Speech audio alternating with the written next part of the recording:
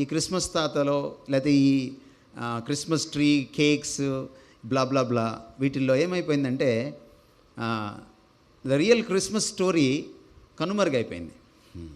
It was eclipsed because of all these pomp, unnecessary pomp of Christmas. But that should not be so.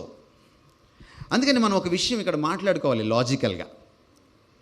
అసలు దేవుడు ఎందుకు దిగి రావాలి? Why should I need అవతార? బహుశా హాలీవుడ్లో అవతార 2 ఎందుకు వచ్చింది, అవతార 1 ఎందుకు వచ్చిందంటే చాలా సింపుల్గా చెప్పచ్చు, డబ్బులు సంపాదించడానికి. That's all. కానీ నిజంగా దేవుడే దిగి వచ్చాడే, ఈ రియల్ అవతార ఎందుకు దిగి రావాలి దేవుడు అని ప్రశ్న తప్పకుండా వేసుకోవాలి మనం. మీకు అందరికీ తెలుసు, ప్రశ్నలు ఆలోచింపచేస్తాయి, ప్రశ్నలు మనకి సత్యాల్ని బోధపరుస్తాయి. మనం రైట్ క్వశ్చన్స్ రైట్ టైంలో రైజ్ చేసినప్పుడు యూ విల్ రీచ్ ట్రూత్. అందుకని ఈ ప్రశ్న వేసుకోవాలి మనం. At least there are 2 reasons why God has to come down. కిందకి ఎందుకు రావాలి దేవుడు మనల్ని కలవడానికి? Reason number 1 is philosophically speaking ontological.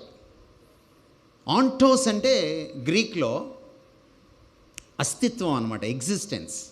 The existential reason, the natural reason. ఏమిటి ఆ natural reason? Reason number 1, if at all God exist, God must B infinite. దేవుడు అనేవాడు ఉంటే ఆయన ఖచ్చితంగా అనంతుడై ఉండాలి, అదర్వైజ్ ఆయన దేవుడు కాదు. మనలాంటి పరిమితుడు దేవుడు అవడు. ఇది ఏ మతమైనా ఒప్పుకుంటుంది, సనాతన ధర్మం కూడా ఒప్పుకుంటుంది, ఇస్లాం కూడా ఒప్పుకుంటుంది, సిక్కిజం ఒప్పుకుంటుంది, దేవుణ్ణి ఒప్పుకుండే ప్రతి మతం ఒప్పుకుంటుంది.